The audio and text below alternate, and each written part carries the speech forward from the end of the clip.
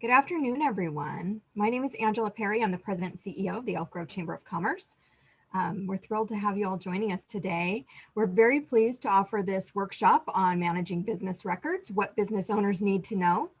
And our speaker today is Nitza Medina-Garcia. She is the owner of InfoCompass Business Solutions. She is also a chamber board member. So Nitza, I will let you take it away. Thank you all for being here. Thank you, Angie. Thank you, everyone, for being here. I'm really excited to share some key things business owners should know. And just to let you know, I'll make available the slides to Angie, and if anybody wants to have a copy of them as well, I'm sure to share that as well. It's all in the name of education.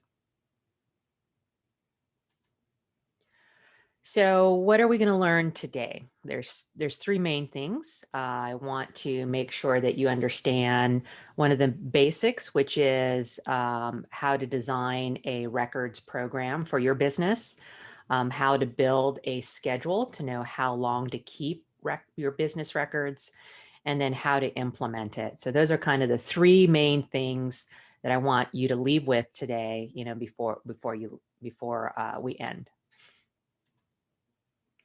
So as Angie said, I'm the founder of InfoCompass. I'm a certified records manager. So it's similar to being like a CPA, but for records and information. And so I've been in this business for a long time. I actually started out with managing, paper records with boxes. And this is a picture of me back when I was doing historical records back in New York City.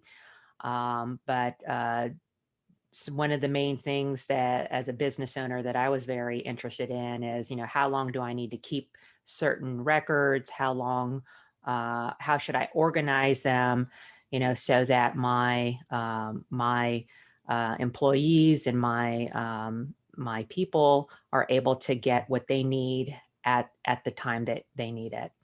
I'm also, not only am I part of the Chambers board, but I'm also on the board of a local records management organization. So after today's session, if you have any employees who may be in charge of records management, or you want to make them in charge of records management, certainly let me know, and I can let you know about the ARMA, which is a records manager administrator organization. In addition to doing just normal records management consulting, we are an expert in iManage records manager software that's very popular with law firms. But I will make a caveat that as I present today's information, I am not a lawyer. And so if there's anything in regards to like researching how long to keep your records, it's all going to vary, according to your business, according to your industry and your risk profile. So certainly, something that you'd want to, whenever you create your own schedule, you'll want to have run by your own lawyer. All right, so just wanted to kind of see, and it's great because I can, see some people, but there might be also people in chat as well. But, one of the questions I wanted to ask of the audience is, today, does your business have a documented business records program or documented schedule at this point, just to kind of get a feel for the hand, so yes, so some people are, okay. So then the others, I would say, probably don't have one yet and really interested in getting one in place, I would assume. And then I probably assume if you haven't answered, you probably won't want to say publicly yes or no. And that's perfectly fine. All right, so one of the main things you're probably asking yourself is, why should I manage my business records? What is, as a business owner, what is the benefit of doing that? Or what are the things I should consider? So there's four main things that I think you should consider. And so one of the main ones is that you're going to save money. I don't know about you, but as a business owner, I know business costs keep going up. And every time I hire a new person, they're going to generate more documents, emails. You know, there's like a byproduct, right? You grow your business, you're going to have more and more and more. So the longer you've been in business as well, you're also going to generate a lot of documentation, files, records. And after a while, you're going to start stacking them if you have paper in boxes. And those boxes may take over a whole section of your office, or maybe you might start pushing them out into a storage facility. And if you're lucky, you might have a storage vendor where you're sending your boxes. So after a while, you're going to have a lot of paper. And then if you are using email, like a lot of us, you may start getting a lot of emails, and it's just filling your computers and whatnot. So there's a point where it can really get out of control. And so you really should have some processes, procedures, a program in place to help you, gain control over those business records. The next is that if you have control, then you'll be able to work faster. So when your business records are poorly organized, your employees are going to spend time looking for things. It's going to take a long time for them to find things. They may be slower to respond to requests for information, or maybe they'll be slower to respond to sales opportunities. And so you're not able to get back to them, and you may lose in that fashion. But if you have well-organized business records, you can improve how quickly you're able to get the information you need when you need it. And according to the well-known best practice, it usually is, you can see once you've put in some methods to organize your information, the typical return is that you'll see about 35% increase in responsiveness or improvement in your retrieval times. So it's going to improve both the time, it's going to improve the it's going to lessen the misfiles that you may have, or just missing information. So you certainly want to work faster so that you can have show your customers, your employees, your business partners that you value their time and that you can be trusted with the information. The third thing to keep in mind is that you want to be able to comply with the law, right? So as a business owner, there are many laws that you need to comply with. And another one of those is creating records where you're required to. You may need to report information. You may be required to maintain information or records for a certain period of time. So, example of that can be, filling out your IRS 1040 form. So you're creating a record by filling it out. When you send it to the IRS, you're reporting that information. And then any supporting documents that you may have in regards to your tax form, you're going to maintain that typically for a certain amount of time, because if you get audited, the IRS is going to want to see in your proof of what you filled out in the form. And so if you're not complying with these laws, you can be penalized, right? So the IRS, they will penalize you, up to 5% of your unpaid taxes per month that you're late with paying those taxes. So there's real cost if you're not maintaining your records. The last one, main one, is reduced risk. And so not only you're reducing risk of fines, like I just said, but disorganized records and keeping records forever or permanently can put your business at risk. So if you keep everything and everything's messy, And then if your business is sued and you need to look through all those documents that you've had for, since the 1970s, you have lots of records to look through, then you're going to end up paying a fancy lawyer a lot of money to look through those documents to make sure that you're only providing the information that you should in a lawsuit versus giving them and possibly the opposition a lot of business records. So you want to make sure that you are organizing your records and only keeping the records for the amount of time that is necessary and not just by default keeping everything forever. So the solution to these challenges is to put a records management program in place, and that's going to help you gain control over your business in a systematic way. In smaller businesses, the office manager or maybe the firm administrator is responsible for business records and should construct a records management program. In larger organizations, you may end up actually hiring a person whose specialty is records management, and they can help build the program and manage it. And they usually, if you have, say, multiple offices, you may have a records manager plus some records clerks that may be helping you manage your business records. So I'm going to go over the next three things on how to create a program.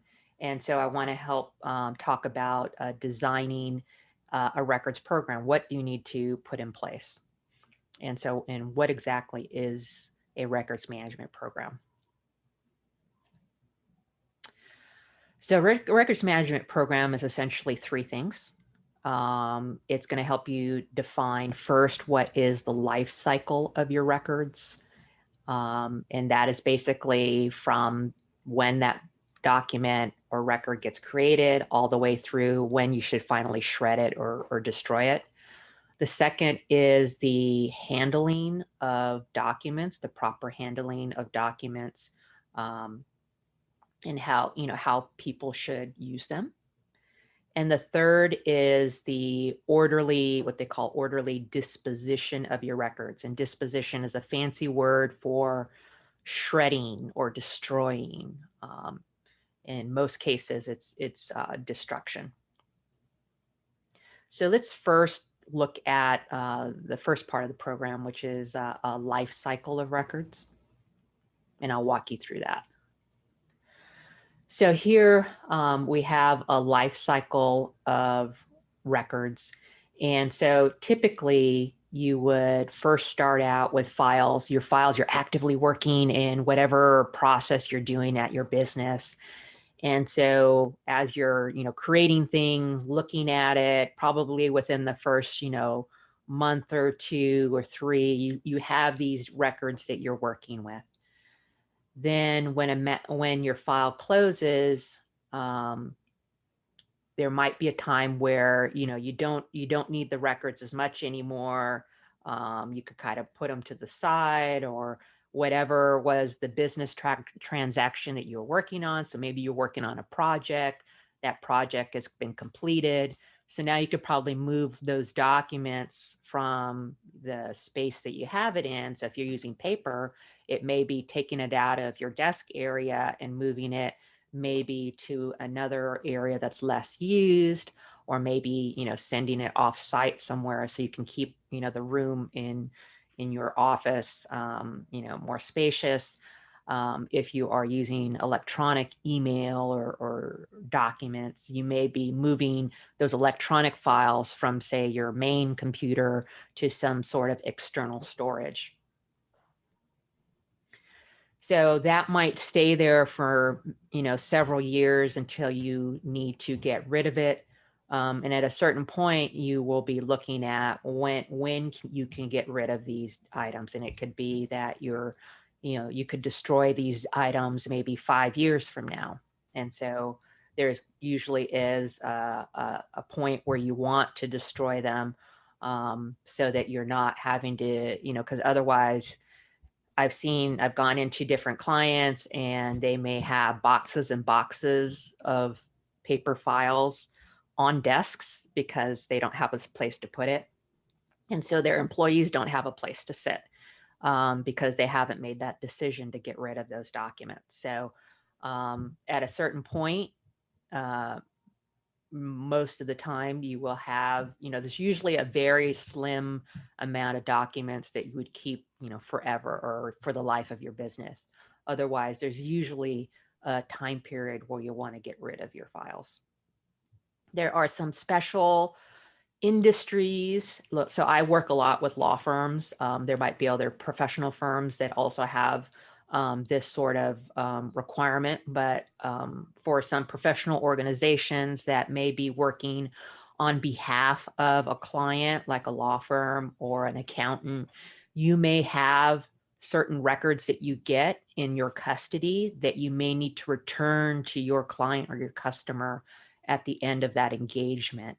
And so that might be something to consider as a part of your records.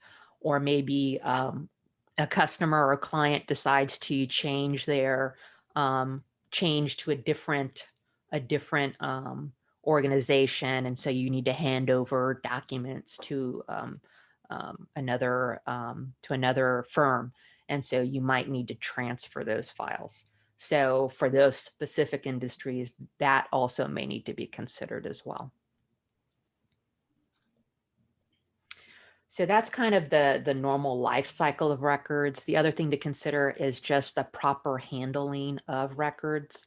So the second step is to really determine what are the procedures that you want to have in place for your records. So some of the following questions you might want to ask is, where should records be when they are active? And so that could be project records, matter records, business records. When you are actively working on them, is it pretty much in your computer? Are you are your receipts, are you putting your receipts in a paper file somewhere? Where when you're working on your items, where is the best place to put those items? Secondly, you should also think about, well, how should the records be organized? Are you organizing them according to your departments in your business? Is it by function? What is the best way, because your business, what is the best way to have your records be organized? And I usually think about, if I file something away, what is typically the search criteria that I'm going to use in order to get it back? Is it sort of the month that this happened? Is it the vendor name, maybe? Is it, as I said, it could be just the department and maybe the types of records that are within a particular department, like HR. I'm going to put all my personnel files together. So you want to think about, when you are organizing your files, how best are you going to need to retrieve those files at a different point. You'll also want to think about when the records are now inactive, you don't need them, every day or every week, where should these go? Should they go to a place in your office, and it's like a file room and you're keeping them there? Or for your electronic documents, are you putting them into a folder in Outlook? Or if it's a document, are you putting it in a folder in your computer, and maybe putting the year on it? When you are trying to move them to a different place, are you able to determine when that should happen? The other thing to keep in mind is who should have access to your records. And so if you're in the office, maybe you have sort of an open plan where where everybody who is an employee is able to look at files. Other times, especially when you have a document management system or some sort of electronic documents, you may need to formally consider who has and who doesn't, who should not have access to your files. So definitely consider that. And as I've been going along, I've been mentioning electronic documents, emails, and records. So, you know, are you organizing those things, or are you only organizing the paper? So you'll want to consider, you know, how are you organizing these records? And then are you allowing your employees to share records using file sharing sites like Google Docs or Dropbox or Box.com, OneDrive? Are you, you know, how are you allowing people to share things? And are they knowledgeable about how to set up the security settings so that only the person who's supposed to get the document gets the document and not the whole world? And are any of these processes written down? So you want to, you know, at least get an initial outline down so that you know what is acceptable and not acceptable in your own business. And writing it down is going to help so that your employees also know what is acceptable and what is not. So it's better to be proactive about discussing these issues rather than having to react to a security issue in real time, right? So think about these, be proactive about these items.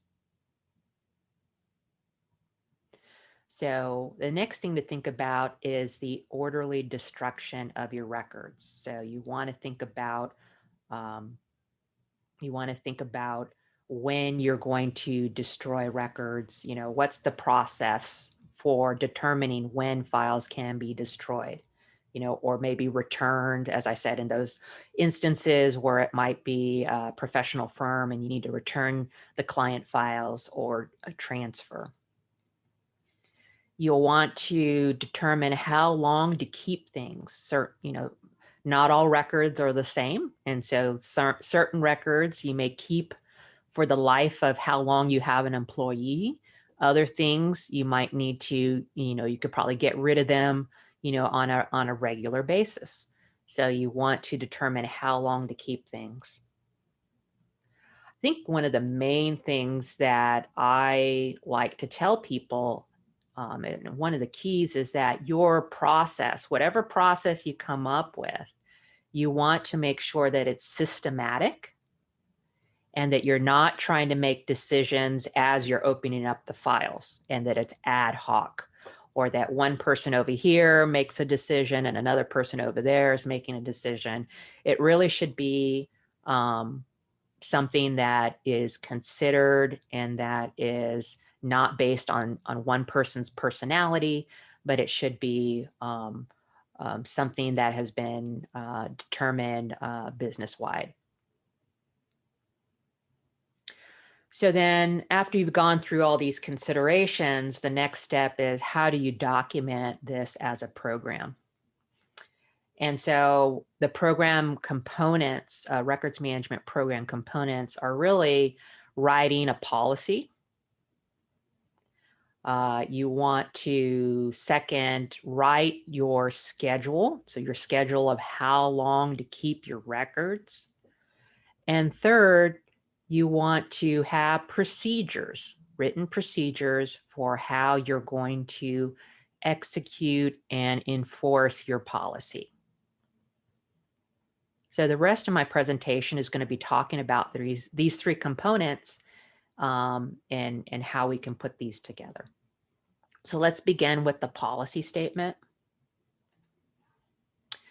And so the policy statement, it's going to describe what are records. If you have an industry where you have clients, you may have client records that are separate from your business records. And then you may have just general administrative records. The policy should apply to all business information, regardless of the medium. This is very important because in the past, go back to maybe the 80s, people thought, oh, only the paper is a record. Email is not a record. Word documents are not a record. I'm going to tell you, yes, it can be. So electronic items, it can be basically anything that is providing evidence of a business transaction, like a contract, a receipt, a business decision. Those are all going to be records. And it's regardless if it's paper, electronic, microfilm. So, you know, this policy should be applying to it all. You should include this policy in your employee manual, employee policy and procedures manual, so that everyone is on the same page. And this should be a part of training. So there should be, when you are onboarding a new employee, you should tell them about the policy and what the expectations are, and make sure they understand what is acceptable and what is not. So here's an example of a policy statement. And so this statement, basically it has the initial statement. It is, I like it because you can have, and this is just the first page of it, but usually your policy statement should be something short and sweet, maybe 1 or 2 pages at the most. And so this one, I got an example from this book, The Lawyer's Guide to Records Management and Retention. And in a short amount of words, it tells you, you know, who this policy applies to. So it applies to all all employees.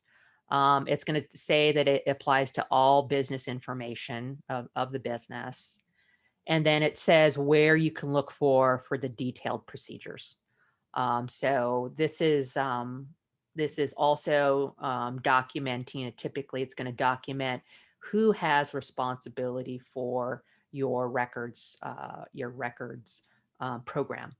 And so, as I said earlier, usually it's going to be someone like an office manager, firm administrator, you know, somebody who should be somebody that is managerial, at least have the responsibility. You could delegate the actual implementation or the day-to-day procedures, but it should be somebody who is at a higher level in your organization that has that responsibility and understands kind of the risks of not complying with a business policy.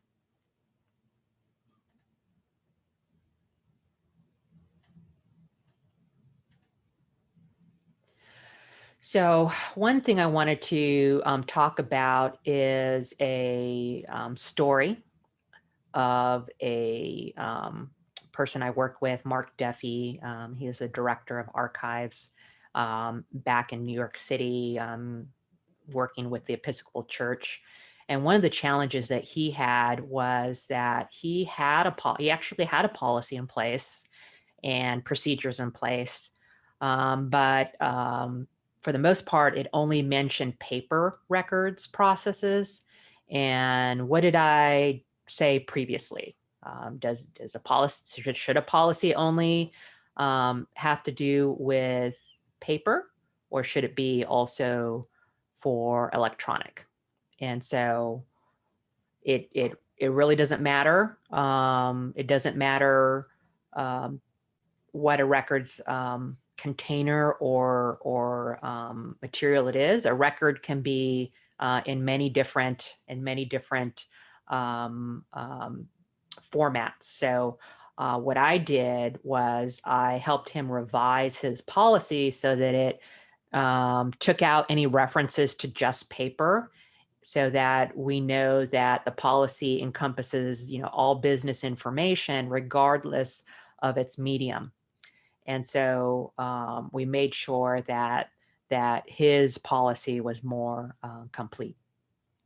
So a policy is not going to get you to records nirvana, alone. You do have to build your schedule. And so we'll talk about, schedule and procedures next.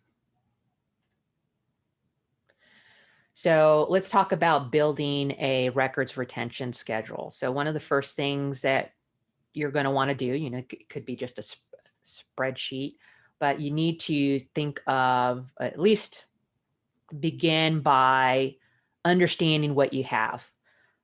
So you want to create a list of the records that you have. I have personnel files. I have accounts receivable files with invoices. I have accounts payables. Go through and you can, list all the different personnel files. Maybe you have project files. So you want to write down all the types of records that you have, because the first part is just getting an understanding of what you have. And some of that could be somebody going through and one person going through and interviewing everybody, or you could have each department write their list of records. That could be another way to do it. But the first thing is just to get your initial list of records. Then if you do have a general counsel, that's great, but you may not have that. If you have some sort of managing committee or your huddle of people that are managerial, you want to maybe work with them to talk about how long do people need their records, and do they understand or do they know of any legal obligations that are needed in order to retain their records for a certain period of time. So you can't rely on just people's own knowledge. You may also want to research how long you're supposed to keep things, depending on where you are doing business. So, first you'll want to go through some of the federal laws to look to see, how long to keep things. You'll want to go through, say, California regulations, and if there's anything local as well. And so you'll want to research that. And I'll tell you right now, for the most part, unless you're in a really regulated industry like energy or hospital medical records or something like that, if you're or maybe even legal, if you're just a regular business owner, a lot of it is really up to your reasonable efforts or reasonable thoughts as far as how long to keep things. The ones that are usually mostly regulated for most businesses is going to be things that have to do with personnel, right? HR records or financial records. But other, just your normal, like for me, I do a lot of projects. So I get to, as a business owner, to decide how long I want to keep my business, my project records.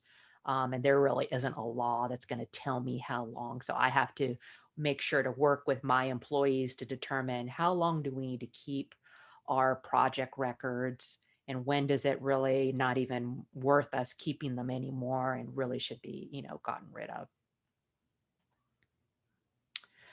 What you don't want to do is rely on ad hoc retention decisions of individuals. So just because Jenny has been with the company for 30 years, we don't want to just rely on her opinion. We also want to make sure that we are making systematic decisions, and that the decisions are in the best interest of the whole company versus maybe somebody who's been there for a long time. That can be something that can make destruction of records slow down quite a bit. And so then you may put this whole program and schedule in place, and then that can be a big bottleneck. So that's just something to keep in mind, that you do want to have decisions that are benefiting the whole business, and not one person.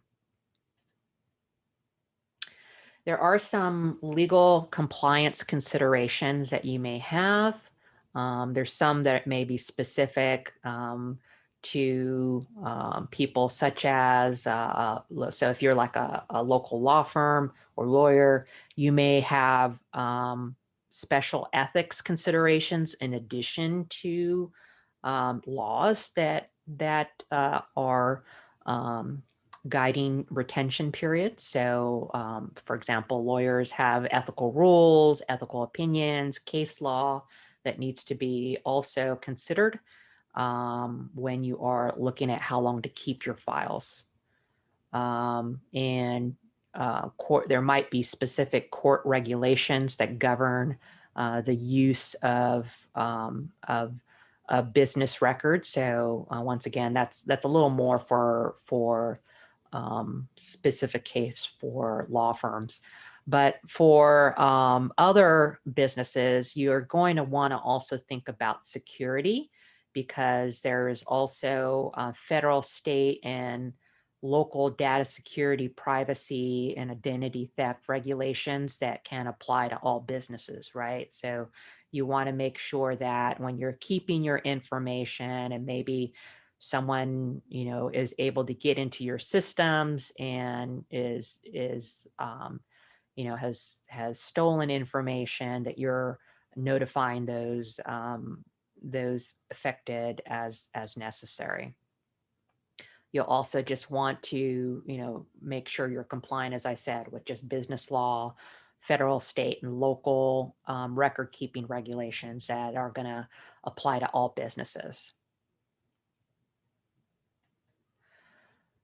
So when you're putting together your list, you're determining your time periods. I'm going to tell you right now, it's both an art and a science. Nobody's going to give you an A+ for putting together your schedule, looking beautiful and whatnot. It's going to be a work in progress. It's going to be iterative. You're going to, have a first schedule, and then maybe you'll find that, we need to change a couple things here, or maybe there's a law that changes, right? And you need to change things up. So like I said, it's going to be an art and a science. I think the main thing, though, is that you need to have systematic ways to create your list of records. You want to determine, what is going to be your final listing of records, and what is going to be how long are you going to keep your records. And this is all going to depend on the people at your business, because everybody's personalities can affect how your schedule gets put together. It's going to be affected by the industry you're in. Certain industries are more regulated, and you don't have as much flexibility in how long to keep things. Other industries, there's really not much. And so you get to decide how you want to do it yourself, depending on what your business needs are. And the other thing to keep in mind is that every business has a risk profile. And so some businesses might be more conscious of risk. And so you may not want to be too risky. And so you may make certain decisions because of that. Other firms or organizations, they're fine with the risk, and they're going to do what they want to do. And if they have a fee or there's some consequence, they're okay with it. So it really is up to each business, and really thinking about those things. So here's an example of a schedule, a retention schedule. This is a law firm one, where they've listed the types of files that they have, and they have organized it by the types of cases or matters that they have. And so depending on the type, you can see here like antitrust, banking, bankruptcy. They've decided that, you know, they're gonna close.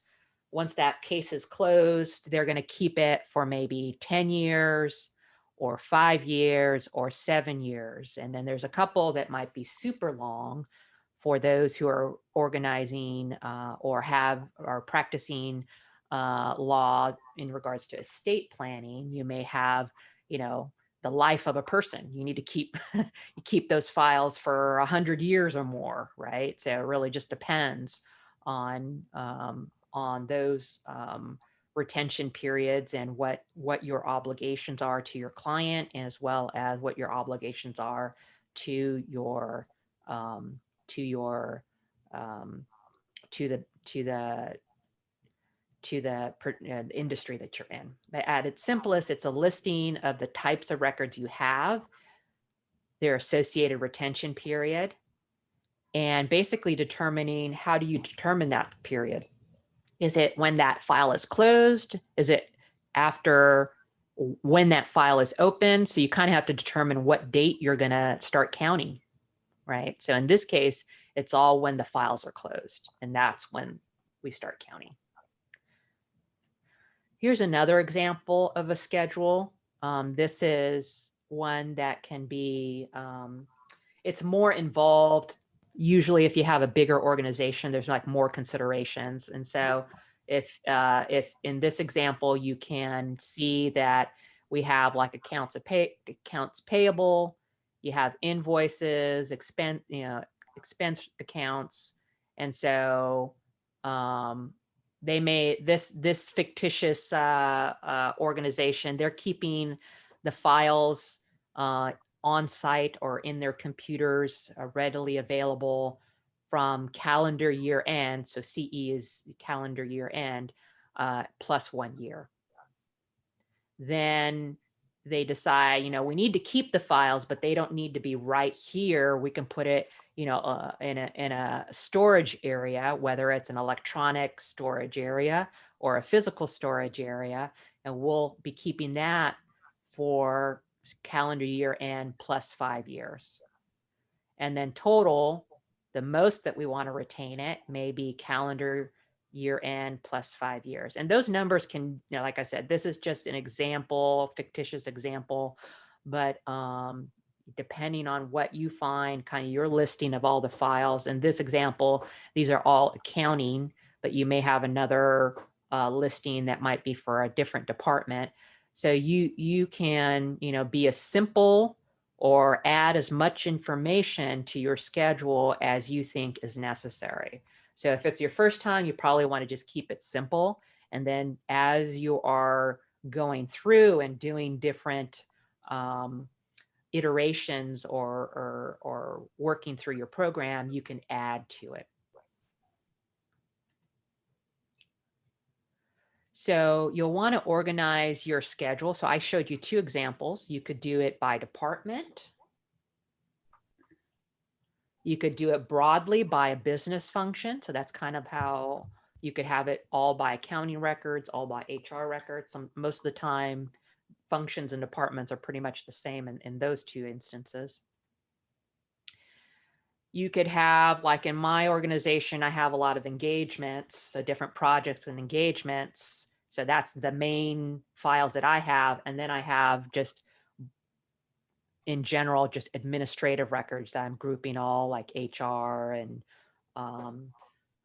financials and whatnot. So you can kind of group it in that way. That's how I'm saying it's really an art and a science. It's kind of what is going to be best for you on the groupings. Then we also need to consider how to calculate the retention. So some organizations will use the date that a file gets closed, and then that will be what triggers the clock. Some organizations may use a different date.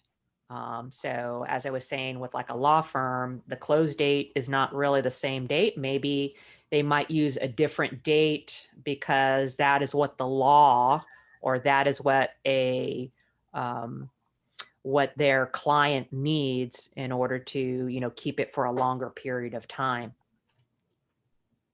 Some organizations may use the end of the calendar, December 31st, or maybe the end of their fiscal year, if that's June 30th, to determine when things should be moved from one place to another, or how to calculate retention.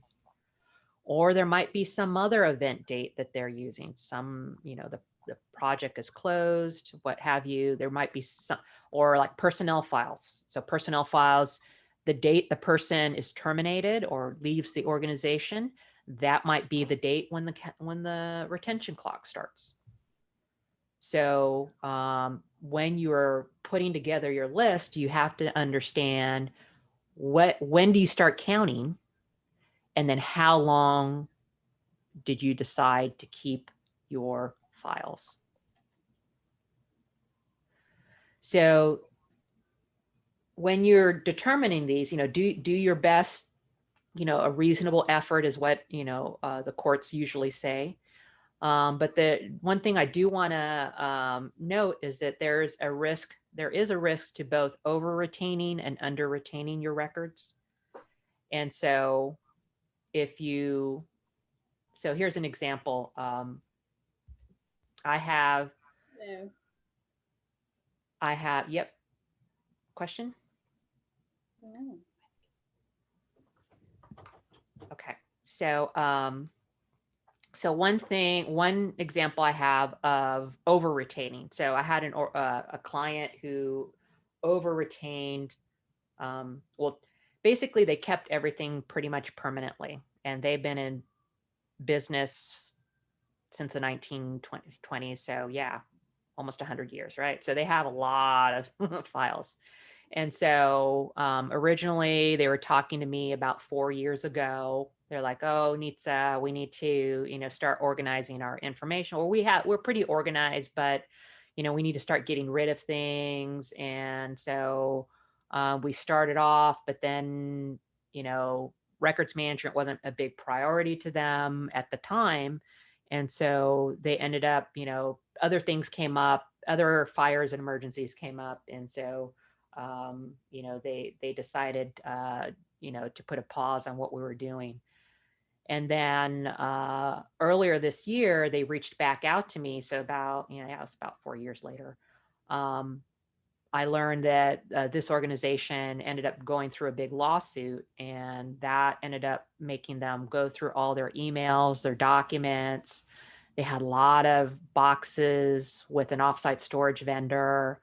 And so between the time it took their staff to go through all the old stuff and the new stuff, and then they had to pay a legal person, a lawyer, to look through, both their internal lawyer as well as an external lawyer, it ended up being somewhere between $500,000 to $750,000 to pay for that. So it was a painful lesson.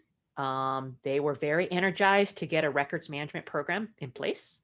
And so they can get rid of the old records. So definitely, there is risk if you're keeping things forever is basically what I'm trying to say. So if you can get rid of things, if you end up getting sued, it's going to be less information that you need to go through, and less information that you are going to hire a lawyer to go through to make sure you're not sharing something you don't want to share with the opposition. So just keep that in mind. So I wanted to also mention, I spoke with a friend of mine, Barbara Dalton, who's a law firm administrator. At the time, she was with McDermott, and just kind of said, hey, I'm doing a presentation, any advice that you would give, on putting together a retention schedule.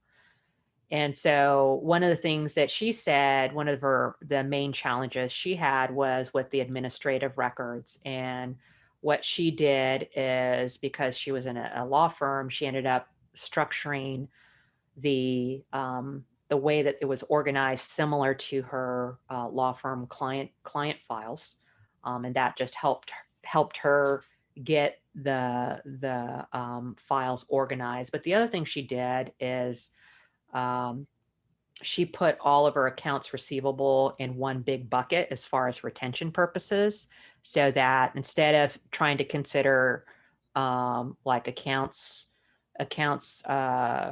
receivable, like invoices and any kind of reports and things that all kind of fall under the accounts receivable umbrella separately, she just said, I'm going to put it all in one bucket and have one rule, and then I'm going to use the longest period of time and keep those around for that period of time. So she was kind of using a bucket approach for that. That way you don't have to get bogged down in the details. The other thing that was recommended is that if you don't know of this organization already, but it's called the Society for Human Resource Management. So your HR person probably already knows about them. And so you can go to them if you're looking like for HR records, and they have recommendations on how long to keep those kind of records, or how to handle benefits records, or personnel files, or I-9. So SHRM for short, but Society for Human Resource Management is another thing to keep in mind. So, I think the main thing that that I learned from her is just, try to keep it as simple as you can. You don't have to go into details and keep making rules, so granular that it's hard to kind of keep track of everything, and, keep it at the level that you need. So when we talk about implementing a schedule, there's some things that I'd like to talk about. And one is some procedure considerations. If you are scanning or imaging things, you'll want to write down, what does that process look like? Because that's going to talk about handling or managing your files. We'll want to talk about creating rules when files do go offsite. If you're doing that, what does that process look like? Do I need to call my vendor and have that be done? Am I putting it into a storage unit? And I'll say for storage units, definitely there's risk when you are keeping your business records there, because usually storage units don't have the same kind of security as, say, a records vendor. So that's something to keep in mind. And usually when you're using a records vendor versus just like a storage unit, you're going to be able to get your files more quickly versus having, somebody go into the storage unit, move the boxes out of the way, and, get to the file you need, and then put all the boxes back, and it can be a mission, right? So, just something to keep in mind. That was kind of my added 2 cents there. You'll want to define a close process.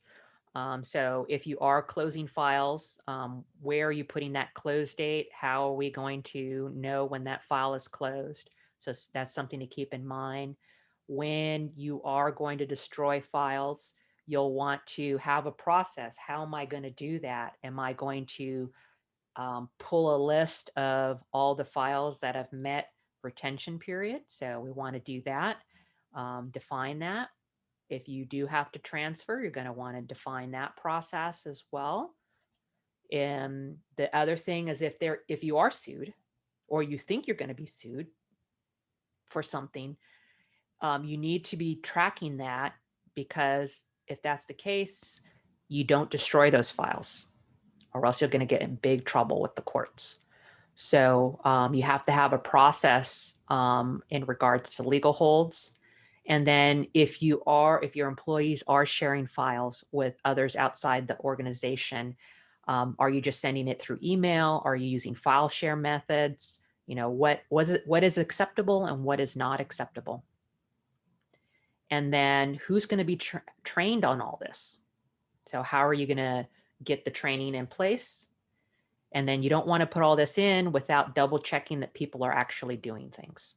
So you want to discuss, how often are you going to audit? Who's going to audit? Is anybody going to audit? Because you can put things in place, and then if nobody's going to, double check, then that might be a gap in your process. So I'm going to go a little bit quicker because I can see we're almost towards the end. But basically, if you have a client contract, especially for those who are in law firms, you may want to mention your policy in regards to what your responsibilities are and what you are going to do with, say, client files once the matter or engagement is closed. You want to define for yourself when a file is closed. When do you consider that being closed? And you'll want to have a procedure for closing. Are you going to put that close in any sort of system, practice management system do you have? Are you going to return files to clients? Are you going to do any sort of draft cleanup, or are you just going to put the files in storage and that's it? Are you doing any sort of preparation? Are you, if you have electronic emails and documents, are you doing anything with that? So you want to kind of think about, if you're going to do any sort of cleanup, what is that going to look like? And then as far as file destruction, you'll want to confirm, as I said, there's no holds. If you have to notify your client, you'll notify them, usually through certified mail. And you don't want to have exceptions to your agreed upon policy without any sort of documented justification. You want to gather all the records that need to be destroyed.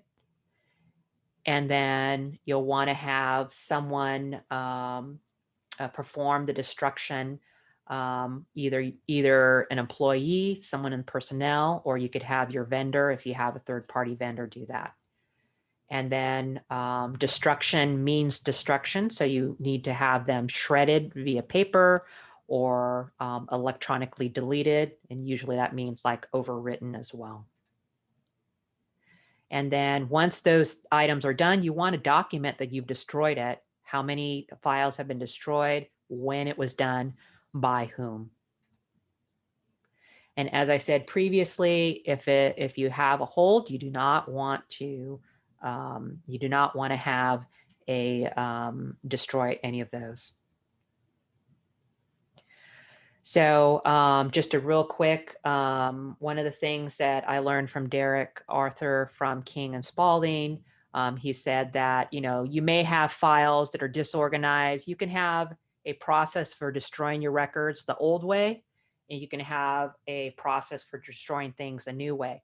Just make sure you're documenting each way you're doing it, the old way and the new way. So some of the key takeaways that I wanted to make sure you understood is that you want to document your policy, procedures, and schedule. You want to be systematic and not ad hoc. You want to partner with your managing committee, and if you have a general counsel. And you want to have a policy that encompasses both your physical and electronic records. So what can you do that's quick? And I know, Angie, that you're going to have to sign off. So at 1, that's okay. I'll keep going. I only have like 1 more minute here. So to take action quickly, you want to discuss with your general counsel, if you have one, a managing committee, about actually creating a formal policy. You want to just basically raise general awareness of records management importance with all your employees, the key players in your organization, and with management. And start by just drafting a records policy. You have to start somewhere. And then you can start listing in your organization today what kind of records you have at your business. So those are kind of the main things that I would say are things that you can do to start right away. So I'm just going to open it up at this point to see if you have any questions. Nitza? Yes, Marina.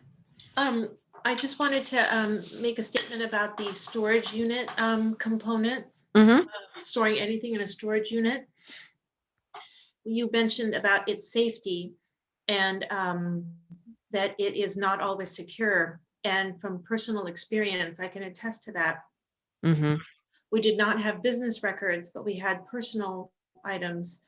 And Mhm. even though it was gated with codes and with cameras, and we had one of those very expensive locks, Yeah. somehow they got in, they managed to avoid the camera, and they didn't destroy our lock, but they literally destroyed the door and the hinge on the door. Oh my goodness. So it was the building itself, not our lock. Uh-huh. And I had insurance, but they really run you through the ringer on proof and receipts, Mhm. and there's a deductible. Right. So highly, highly recommend not using a storage unit for business records. Definitely. Thank you for that. Yeah. So yeah, if you are, definitely want to look at using, some of the local vendors that are providing business record storage, because one, the environmental factors, not only security, but if you have records in a storage unit, it's not air conditioned. The temperature is going to go up and down, especially if you have computer files or video or any other things that can be sensitive to heat. And it's hot. It's hot in Elk Grove. So you need to have a storage, offsite storage that is going to keep that in mind. And then as far as, yeah, security, you certainly, you're going to have usually those organizations who are official storage vendors. They usually are bonded. They have, people who have gone background checks, and only certain people can get in and out. And it's all, recorded who's getting things and who's not. So definitely something to keep in mind. All right, and so let's see, I have in the chat here from Laura, do we need to keep tax records at least 7 years and bank statements? Yeah, so it really just depends on your business, but that's typically around the time period that people are keeping things, but it's always going to depend on your some of it's going to depend on your appetite for risk and whether you think you're going to get audited or not, right? So definitely something to consider, but yeah,